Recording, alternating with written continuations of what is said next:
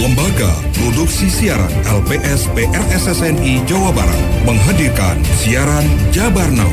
Berita yang dihimpun dari RSSNI di Jawa Barat.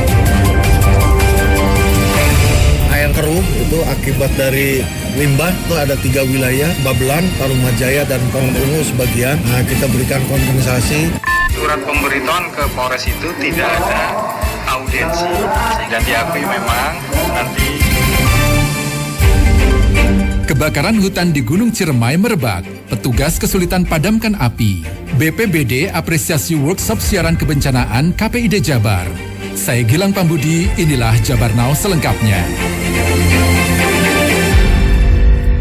Ratusan massa yang tergabung dalam Diaga Muda Indonesia atau DMI memadati pintu gerbang masuk kantor Sekretaris Daerah Kabupaten Sukabumi untuk menyuarakan aspirasinya terkait beberapa dugaan praktek kotor yang dilakukan pemerintah. Salah satu dugaan yang disuarakan mereka ialah adanya dugaan jual beli jabatan yang dilakukan oleh para pejabat Kabupaten Sukabumi. Seperti yang dikatakan Ketua DPC Diaga Muda Indonesia Sukabumi Raya, Dace Arisandi, adanya dugaan pejabat yang mencari rejeki di wilayah itu harus membayar agar mendapatkan posisi yang strategis. Mengeluarkan uang untuk mendapatkan posisi jabatan strategis di salah satu organisasi perangkat daerah.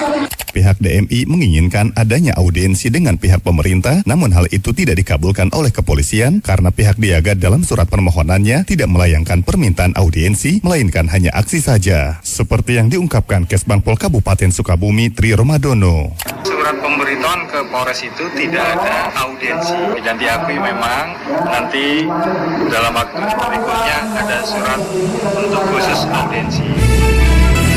Kebakaran hebat melanda hutan kawasan Taman Nasional Gunung Ciremai, tepatnya di Blok Batu Saheng, Sutet Batu Rakong, dan Blok Pejaten, Desa Kaduela, Kabupaten Kuningan. Kebakaran pada Sabtu malam terus membesar hingga Minggu malam dan belum dapat dipadamkan sepenuhnya. Pepohonan kering yang mudah terbakar dengan cepat menyebar. Mengatakan saat memadamkan api, petugas gabungan menghadapi kesulitan karena medan yang sulit dijangkau dengan peralatan manual. Sementara tidak ada korban jiwa, ini area TNGC terbakar, walaupun belum bisa dipastikan berapa luasannya. Kejadian ini awalnya adalah dari Sabtu malam, ternyata sampai dengan hari Minggu belum terselesaikan dan sekarang masih dalam upaya pemadaman dan api masih cukup besar, belum bisa dipadamkan.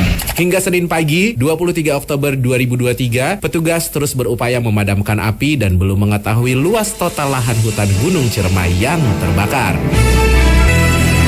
Pemkab Bogor terus berupaya mendistribusikan air bersih kepada warga terdampak kemarau panjang. Sebanyak 10.000 liter air bersih dibagikan kepada 196 kakak warga Kampung Siaga, Desa Cimandala, Kecamatan Sukaraja dari BPBD Kabupaten Bogor.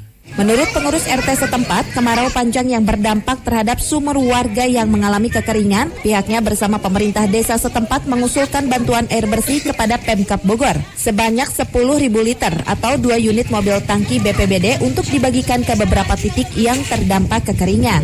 Warga kita yang di RT 02, RW 2 itu sekitar 196 kakak. Terima kasih. Sebelumnya ini Bu, gimana Bu? Sumber airnya di mana sebelumnya? Kosong. Kekeringan. Sudah lama atau gimana? Udah lama lah. Ada kali 2 bulan. Sebelumnya warga yang terdampak kekeringan ini terpaksa harus membeli air galon untuk kebutuhan sehari-hari seperti mandi dan mencuci. Dengan adanya bantuan air bersih tersebut diharapkan bisa membantu dan bermanfaat untuk masyarakat. Terima kasih Anda masih setia menyimak rangkaian berita dalam Jabar Now yang disiarkan serentak radio anggota PRSSNI se-Jawa Barat. Saudara, Perumda Tirta Bagasasi Kabupaten Bekasi memberikan kompensasi pembayaran tagihan rekening air bagi pelanggan terdampak pencemaran air baku yang bersumber dari Kali Bekasi. Direktur Utama Perumda Tirta Bagasasi Kabupaten Bekasi, Bosep Rahman Salim mengatakan, pemberian kompensasi pembayaran ini merupakan komitmen perusahaan meringankan beban para pelanggan terdampak pencemaran air baku dari aliran Kali Bekasi. Pihaknya memberikan kompensasi pembayaran sebesar 20% dari jumlah tagihan bulanan untuk 3 wilayah pelayanan terdampak pencemaran, yakni Babelan, Tarumajaya, dan sebagian wilayah Pondok Ungu untuk pemakaian 0 sampai 10 meter kubik. Yang berdampak dari air keruh itu akibat dari limbah itu ada 3 wilayah, Babelan, Tarumajaya, dan Pondok Ungu sebagian.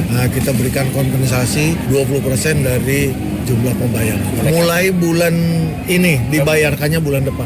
Bosep menambahkan kompensasi yang diberikan karena selama musim kemarau pencemaran limbah air baku dari Kali Bekasi berdampak pada pelayanan yang tidak maksimal, yakni ketersendatan distribusi air ke rumah pelanggan.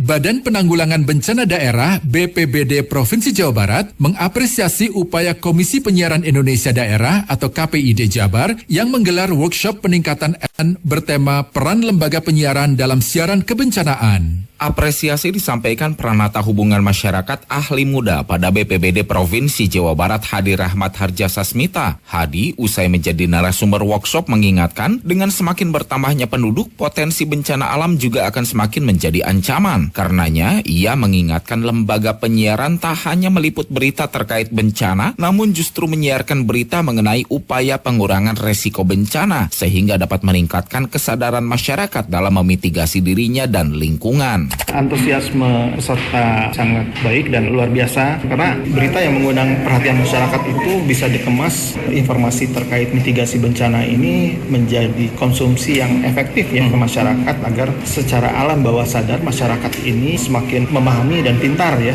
memitigasi diri menghadapi bencana. Ketua PDPR SSNI Jabar Yusuf Siregar berharap workshop mitigasi kebencanaan bagi SDM penyiaran sepantasnya ditingkatkan. Bahkan ia berpendapat ada baiknya KPID Jabar mengusulkan ke KPI Pusat agar menjadi program nasional mengingat terus meningkatnya potensi kebencanaan di tanah air. Ini sangat berarti bagi teman-teman PRSSNI Jawa Barat, terutama mereka-mereka yang memegang kendali dalam penyiaran relatif menguasai pokok persoalan yang diinginkan BPBD Jabar. Peran radio itu sangat diharapkan aktif dalam memitigasi bencana alam ini. Oleh karenanya kami mengharapkan lagi KPID meningkatkan kembali acara seperti ini di tingkat nasional. Ketua KPID Jabar Adiana Selamat berencana melanjutkan program dengan meluaskan jaringan stakeholder terkait, bahkan jika memungkinkan pihaknya memberikan penghargaan kepada lembaga penyiaran yang peduli dengan mitigasi bencana melalui program siarannya. Nah, ke depan mudah-mudahan dan insya Allah 2024 gitu kita akan melanjutkan program ini untuk ditingkatkan dan bekerja sama diperluas. Basarnas, BPBD, mungkin juga komponen-komponen yang lain, paling tidak untuk coba melakukan sosialisasi. Dan dimungkinkan tahun 2024 ada reward dari KPI Jawa Barat untuk kategori lembaga penyiaran peduli mitigasi bencana gitu ya, dalam bentuk program atau ILM. Ini dibutuhkan oleh masyarakat.